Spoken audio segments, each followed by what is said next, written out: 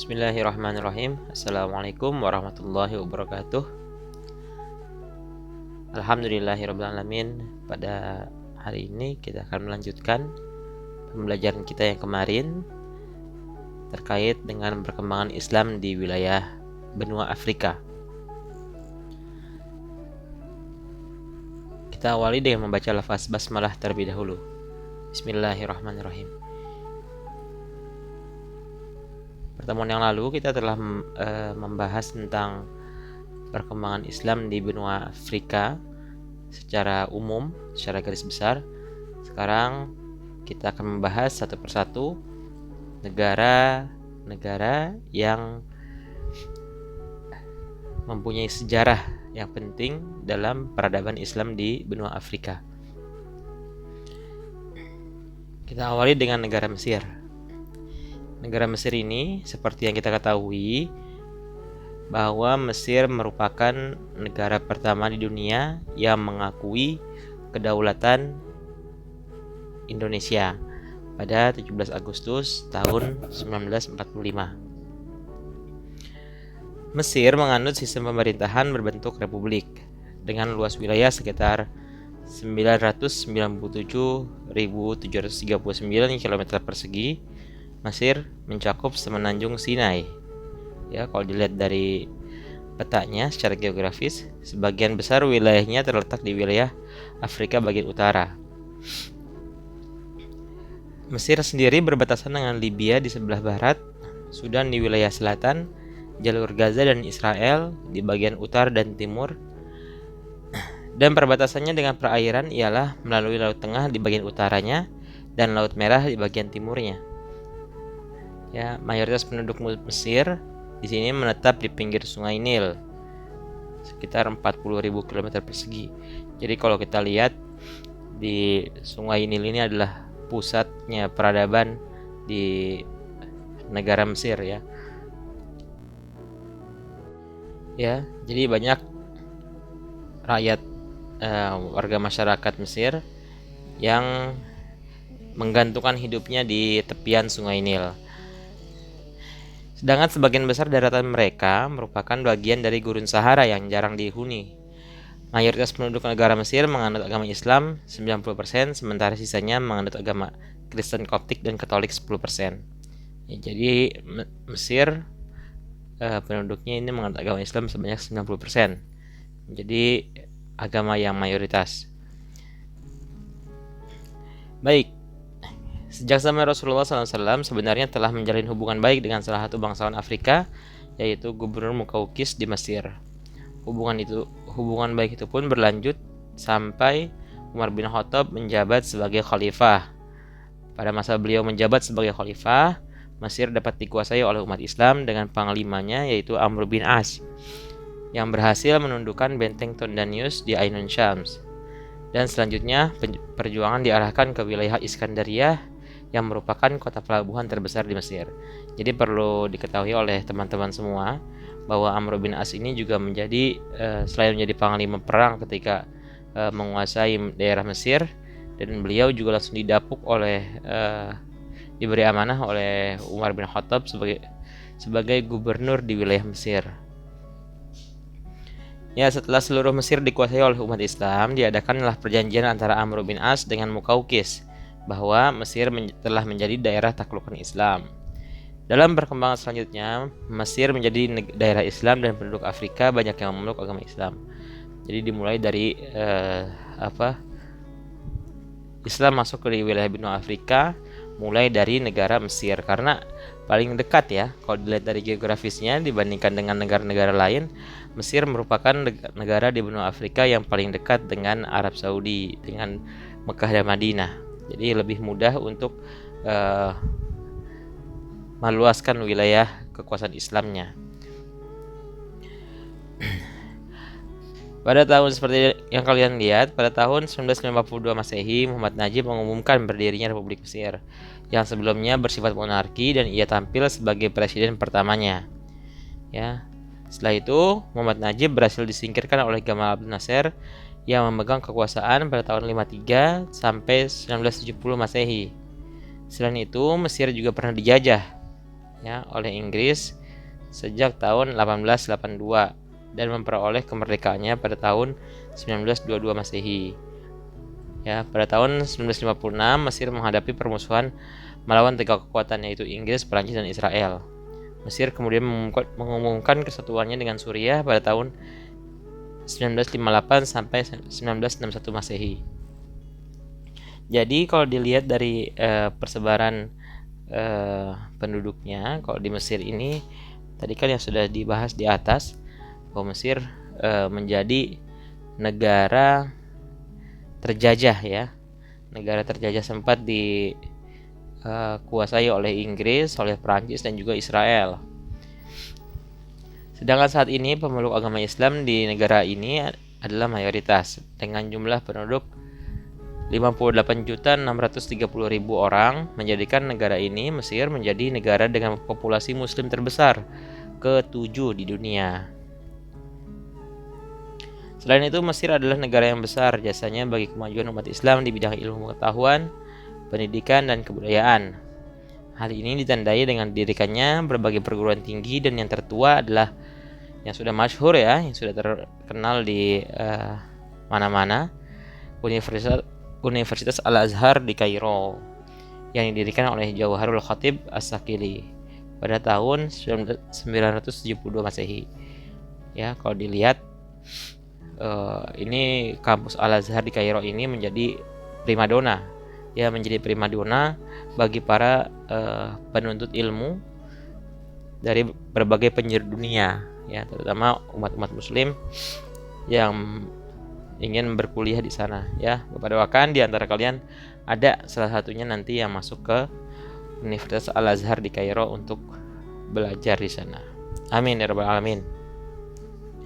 Selain itu, Mesir juga memiliki bangunan-bangunan dengan nilai seni yang tinggi seperti Istana Barat atau yang dikenal dengan Al-Qasr Al-Gharb, Al-Qasr Asy-Syarq, Universitas Al-Azhar, tembok yang mengelilingi istana, dan pintu-pintu gerbang yang terkenal dengan nama Babun Nasr, yaitu artinya pintu kemenangan, serta Babul Fatah yang artinya pintu pembukaan. Selain itu, masjid-masjid megah dan indah juga ada di Mesir. Ada Masjid Al-Azhar, Masjid Maqdis, Rashidah, Akmar, Masjid Saleh, dan Masjid Raya di Qairawan. Ya. Yang dibangun kembali pada tahun 862 Masehi. Ini masjid-masjid yang terkenal ini banyak yang dibangun ketika periode masa Bani Umayyah dan Abbasiyah. Ya, kalau kita lihat lagi sejarahnya, Bani Umayyah dan Bani Abbasiyah juga sempat melebarkan kekuasaan Islam ke wilayah Mesir dan sekitarnya. Baik, yang berikutnya itu Aljazair atau yang disebut juga dengan Algeria. Republik Demokratik Rakyat Aljazair merupakan sebuah negara di pesisir Laut Tengah Afrika Utara dengan jumlah penduduk lebih dari 37 juta jiwa, ya, dan luasnya 2.381.471 km persegi. Aljazair merupakan negara terluas ke-10 di dunia dan terluas di wilayah Afrika dan di Mediterania. Ya, kita lihat di sini secara geografis berbatasan dengan Tunisia di wilayah timur laut. Di sebelah timurnya berbatasan langsung dengan Libya, Maroko di sebelah barat, Sahara Barat, Mauritania dan Mali di sebelah barat daya. Sedangkan Niger di sebelah tenggaranya dan Laut Tengah di sebelah utaranya. Ya, Aljazair termasuk juga nih Afrika bagian utara ya. Masih tetanggaan dengan Tunisia, dengan Mesir, dengan Mali. Jadi kalau di Aljazair ini bangsa yang penduduk aslinya adalah orang barbar, sebutnya bangsa barbar, ya, yang sebelumnya juga pernah dikuasai oleh bangsa Romawi dan juga oleh Bizantium.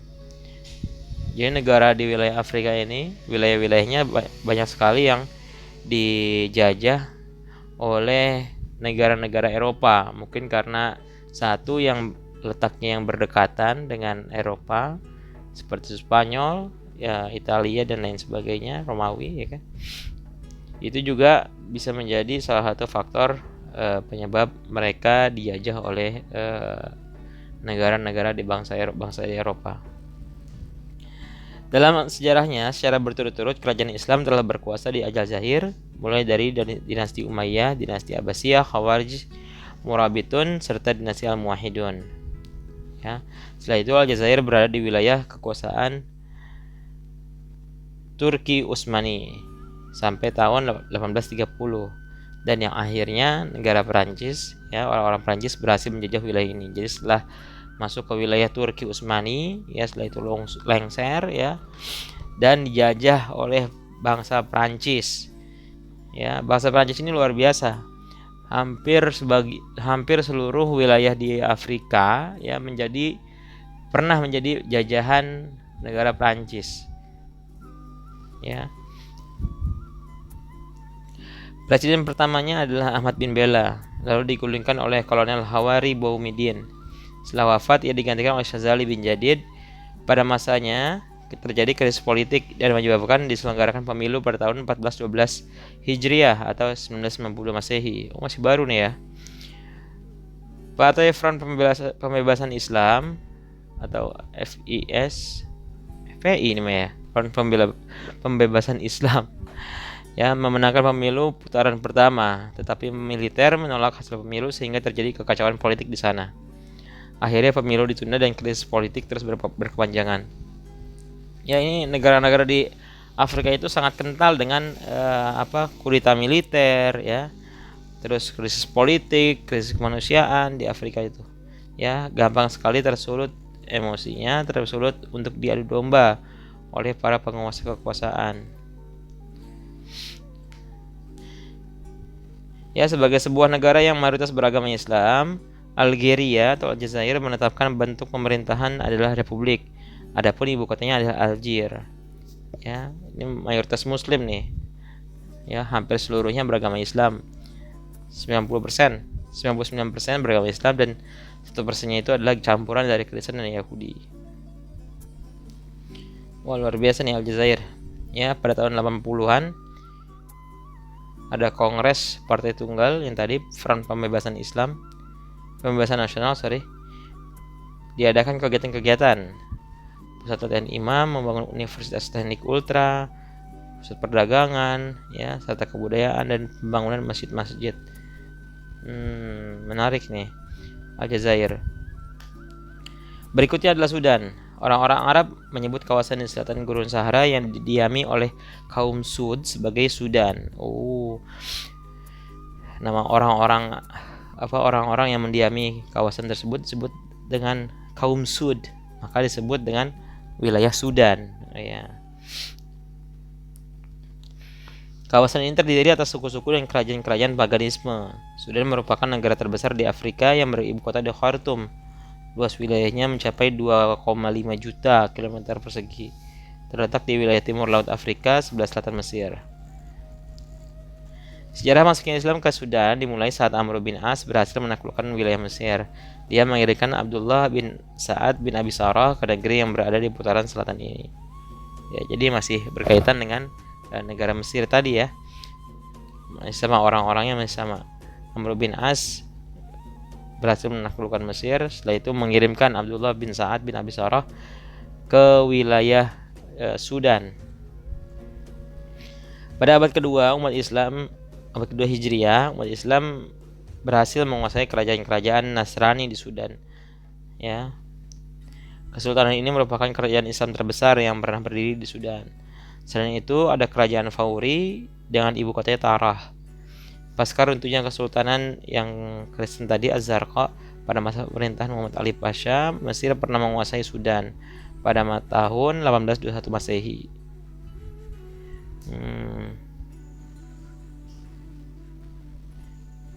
Ada revolusi rakyat lagi. Ya, terjadi lagi kudeta militer. Sering banget terjadi, ya, oleh gerakan-gerakan masyarakat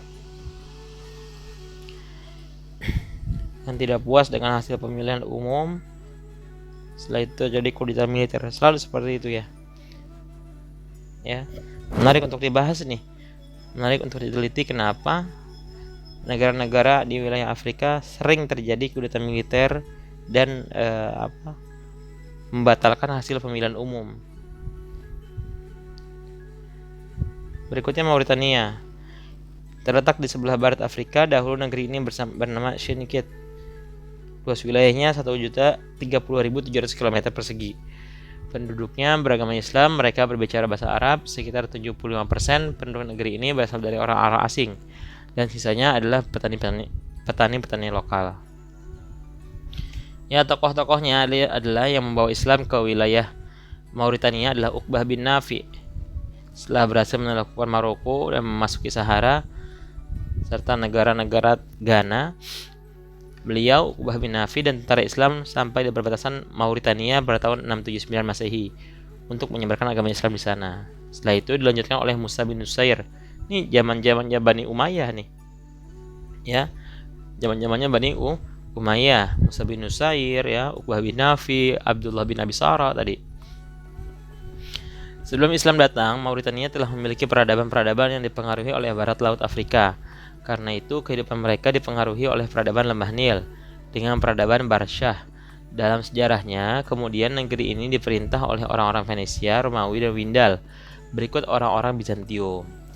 Islam berkembang di Mauritania dapat ditelusuri dari pemerintahan yang bercorak kerajaan Islam. Nama Mauritania sendiri berarti negeri kaum muslimin, sebagaimana disebutkan oleh bangsa Eropa dan Spanyol. Nah, lagi-lagi di sini bangsa Perancis yang menjajah wilayah Mauritania pada tahun 1958. Ya, berikutnya Somalia.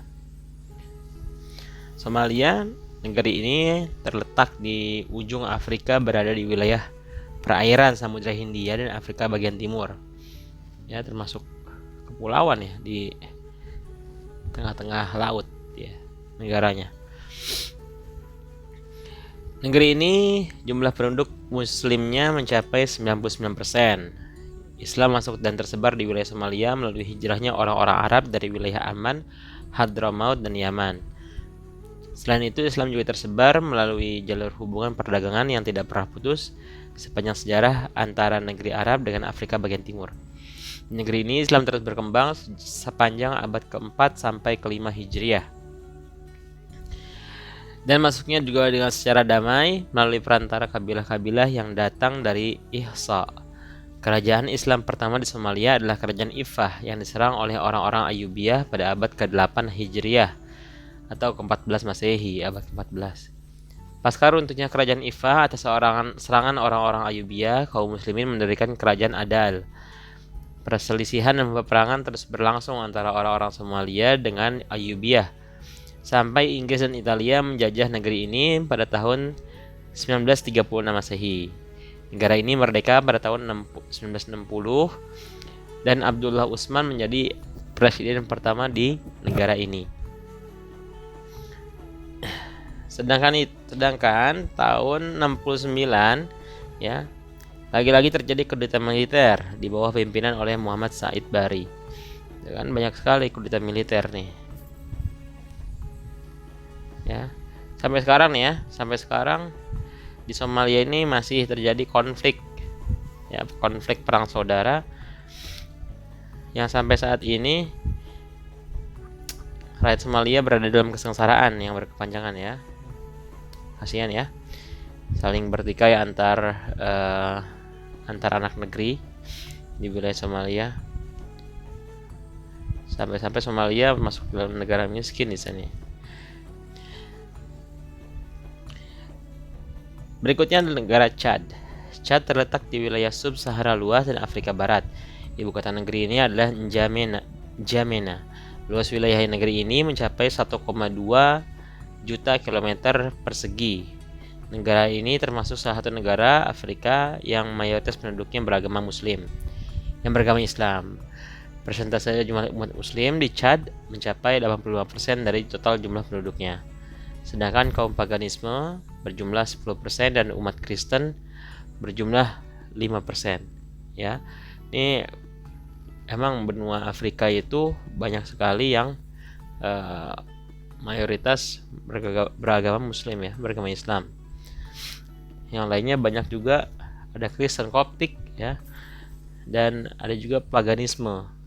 Ya, umat Muslim di Chad kebanyakan berasal dari wilayah Arab, Maroko, Zanjiyah. Ya, jumlah mereka yang berasal dari Arab mencapai 20% dari seluruh jumlah penduduknya.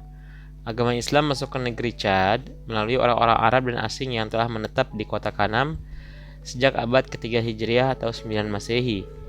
Kanam adalah kerajaan Islam yang pertama di Chad. Sesudah itu berdiri kerajaan Bajiromi, Borno, dan Wadaya pada permulaan abad ke-16 Masehi yang membawa agama Islam ke negara Chad dan sekitarnya.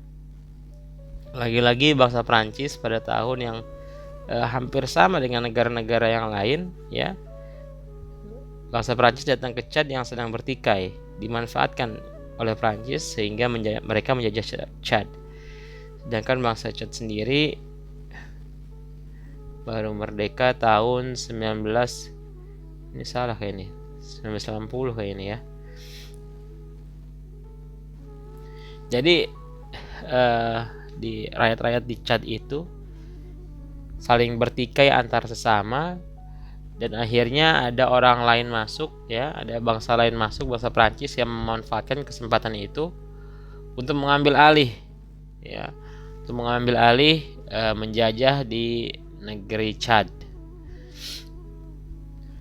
Dan terjadi juga pertikaian dan kudeta militer kembali terjadi di sini. Dan juga sampai saat ini juga Chad, ya, masih tidak stabil, ya, kondisi dalam negerinya. Yang berikutnya adalah Afrika Selatan. Ini Afrika Selatan terakhir ya kalau salah ya. Oh iya benar, Afrika Selatan terakhir. Oke, Afrika Selatan, negara yang paling selatan, ya, paling bawah di benua Afrika ini, ya, yang bertetanggaan dengan negara Namibia, Botswana, dan Zimbabwe di bagian utara, Mozambik di timur laut. Keseluruhan negara Lesotho terletak di pedalaman Afrika Selatan. Pada masa dahulu, pemerintahan negara ini dikecam karena politik apartheid, ya, dengan tokohnya yang terkenal saat ini adalah Nelson Mandela. Tapi sekarang Afrika Selatan adalah sebuah negara demokratis dengan penduduk kulit putih terbesar di benua Afrika, ya, luar biasa. Negara ini merupakan negara dengan berbagai macam bangsa dan mempunyai 11 bahasa resmi, ya, sangat multi bahasa, multikultur juga di sini, ya. Negara ini juga terkenal sebagai produsen utama berlian, emas, dan platinum di dunia. Masyarakat Afrika Selatan secara budaya menunjukkan kombinasi budaya dengan budaya luar, seperti bahasa dan sastranya, ya. Jadi makanya tidak heran kemarin ketika tahun 2010 itu FIFA, ya, menunjuk Afrika Selatan sebagai tuan rumah Piala Dunia, ya. Jadi memang sangat beragam penduduk di wilayah Afrika bagian selatan ini, ya. Tidak lagi hitam dan putih tidak lagi menjadi masalah di sana. Pada tahun 1993 pemerintah melakukan pengelompokan terhadap penduduk yang terbagi dalam 4 golongan, ya. Keturunan Afrika hitam 30 juta jiwa, kulit berwarna putih 5 juta jiwa, keturunan India 1 juta jiwa, kulit putih 5 juta jiwa. Penduduk muslim mencapai 2,5% dari nggak jelas nih. Baik, sejarah masuknya Islam di Afrika Selatan dimulai kedatangan kaum muslimin yang terbagi dalam kedua kelompok. Pertama, di bawah kolonial Belanda. Ini menarik nih, nak, ya, diperhatikan coba. Pertama, di bawah kolonial Belanda, ya, tahun 1652 sampai 1807 Masehi, yang terdiri dari imigran, ya, budak, tahanan politik, pejabat kriminal yang datang ke Afrika Selatan dari Afrika Barat, Afrika Timur, dan Asia Tenggara. Kaum muslim pertama yang datang ke Afrika Selatan disebut Mardikers. Orang-orang ini berasal dari Ambon, Maluku, wilayah Nusantara, Indonesia. Mereka datang ke Afrika Selatan sebagai tenaga keamanan, security, menjaga kepentingan VOC dan orang Belanda dari gangguan penduduk setempat. Wow, menarik ya. Jadi orang-orang Indonesia sudah ada yang dipekerjakan di sana dengan dalih menjadi petugas keamanan, ya, security-nya orang-orang VOC untuk menjaga supaya tidak terganggu oleh masyarakat setempat, masyarakat pribumi di sana. Namun pemerintah kolonial melarang mereka beribadah secara terbuka, dan baginya melanggarnya akan diancam hukuman sangat berat. Jadi penduduk muslim yang datang dari Ambon tadi, yang dari Maluku ini tidak diperkenankan untuk beribadah secara luas di sana, ya. Kalau ketahuan bakal dihukum sangat berat. Jadi besar kemungkinan mereka beribadah secara sembunyi-sembunyi. Ya, jadi pada tahun 1667 ya tadi disebutkan ada nama kapal yang bernama Polsbroek berangkat dari Batavia ya, yang di dalamnya terdapat tahanan-tahanan politik yang isinya adalah para bangsawan dan para ulama dari Nusantara yang melakukan berbagai perlawanan terhadap penjajahan VOC. Ya, banyak sekali nih orang-orang yang diasingkan ke wilayah Afrika bagian selatan. Banyak ya tokoh-tokoh yang menjadi tahanan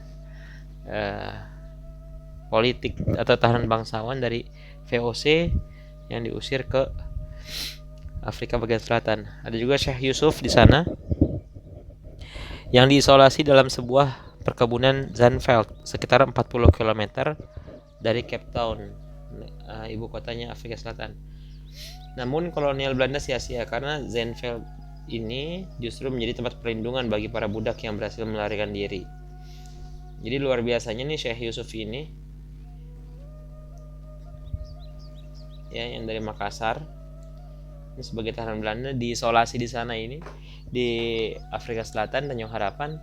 Ini bukannya makin kendor ya untuk dakwahnya, tapi malah makin menjadi-jadi ya, malah makin membuat Islam menjadi agama yang berpengaruh di wilayah Afrika bagian selatan. Beliau Syekh Yusuf ini yang dari Makassar membentuk komunitas muslim pertama yang di Afrika Selatan. Namun 4 tahun kemudian, 1699, beliau meninggal dunia dalam usia 73 tahun. Sepeninggal Syekh Yusuf, seluruh pengikutnya dipulangkan kembali ke Nusantara, kecuali 2 orang imam dan 1 putrinya. Selain Syekh Yusuf, muncul juga orang yang berjasa menyebarkan Islam di wilayah Afrika Selatan, yaitu tuan guru dari Ternate yang bernama Abdullah bin Qadi Abdussalam. Dia dibawa bersama 3 orang lainnya yang bernama Kali Abdul Rauf, Badruddin, dan Noro Iman. Mereka ditawan di Robben Island dengan kesalahan sebagai orang yang berkonspirasi dengan Inggris untuk merongrong VOC. Jadi orang-orang yang gak suka dengan VOC ini diasingkan, langsung dibawa ke Tanjung Harapan, jauh banget dari Indonesia ya, supaya nggak bisa bergerak di sana. Malah di sana malah membuat pergerakan-pergerakan bawah tanah untuk menyebarkan agama Islam. Oke. Ada juga masjid-masjid yang terkenal di wilayah Afrika bagian selatan. Ya. Itu di di televisi pernah Bapak lihat bagaimana sejarah perkembangan Islam di wilayah Afrika Selatan nih. Luar biasa, sampai saat ini masih terus berkembang. Ya, walaupun tidak begitu signifikan, tapi setidaknya ada progres yang cukup baik di wilayah Afrika Selatan ini karena penduduknya yang sangat multikultural. Saat ini makam Syekh Yusuf terdapat perkampungan kecil dengan penduduk sekitar 40 rumah. Di tengah perkampungan ini terdapat Masjid Nurul Imam yang berdiri megah. Masjid ini didirikan pada tahun 2005 oleh mantan wakil presiden RI yaitu Yusuf Kala. Setelah selesai dipugar dengan bantuan dari pemerintah RI. Jadi luar biasa ini persaudaraan, keterikatan saudara antara negara Indonesia dan negara Afrika Selatan ya, sangat kuat ya, luar biasa sampai saat ini ya. Sekian dulu dari Bapak, kurang lebih mohon maaf. Apabila ada kesalahan mohon dimaafkan. Apabila kalian suka dengan video ini, silahkan tekan tombol like dan subscribe juga channel ini bagi yang belum. Dan jangan lupa untuk berkomentar di kolom komentar di bawah ini dengan menunjukkan nama kalian, menuliskan nama lengkap kalian dan asal kelas kalian. Terima kasih. Akhirul kalam, wallahul muwaffiq ila aqwamit thoriq. Wassalamualaikum warahmatullahi wabarakatuh.